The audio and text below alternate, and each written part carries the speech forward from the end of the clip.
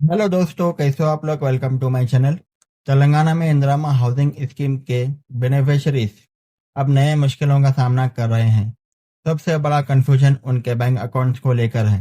सरकार की तरफ से मिलने वाला पैसा उन अकाउंट्स में डिपॉजिट हो रहा है जहां केवाईसी कंप्लीट हुआ है, लेकिन जिन्होंने ऐप में पहले अलग बैंक अकाउंट रजिस्टर किया था उनको पेमेंट नहीं मिल रहा है। कुछ लोगों के अकाउंट्स इनएक्टिव है और कुछ लोगों के अकाउंट्स पर लोन ड्यू होने की वजह से बैंक ने उन्हें होल्ड में डाल दिया है। इस वजह से बेनिफिशरीज को बहुत दिक्कत हो रही है। गवर्नमेंट बेनिफिशरीज को 5 लाख तक फाइनेंशियल असिस्टेंस दे रही है इंदिरा हाउस कंस्ट्रक्शन के लिए। यह पैसा नॉर्मली उन बैंक अकाउंट्स में आना चाहिए जो उन्होंने इंदिरा ऐप में रजिस्टर किया था, लेकिन अब सरकार ने नए रूल्स इम्प्लीमेंट किए हैं।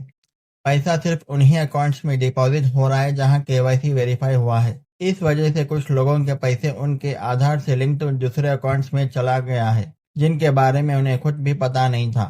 ये उनके लिए एक बड़ा हेडेक बन गया है। काशीपेट मंडल की एक बेनिफिशियरी ने अपना घर स्लैब तक बना लिया था।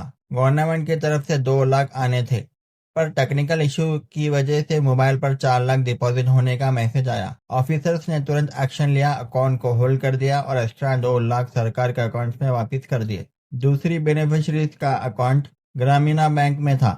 उन्होंने ऐप में वही अकाउंट दिया, पर लोन ड्यू होने की वजह से अकाउंट फ्रीज कर दिया गया। बैंक जाके उन्होंने होल्ड हटाया, जब जाके इशू सॉल्व हुआ। काशीपेट मंडल के एक बेनिफिशियरी ने अपना घर बेसमेंट तक बनाया, लेकिन उनका रजिस्टर्ड अकाउंट में केवाईसी कंप्लीट नहीं था। बैंक ने पेमेंट रिजेक्ट कर दिया।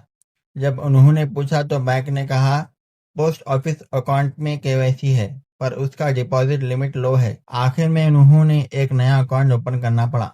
स्टेट गवर्नमेंट कह रही है कि ये सब टेक्निकल और केवाईसी इशू की वजह से हो रहा है और जल्दी ही इसका सोल्यूशन निकाला जाएगा। लेकिन अभी के लिए बहुत सारे इंदिरा बेनिफिशरीज को अपना घर के कंस्ट्रक्शन और दूसरे वेलफेयर स्कीम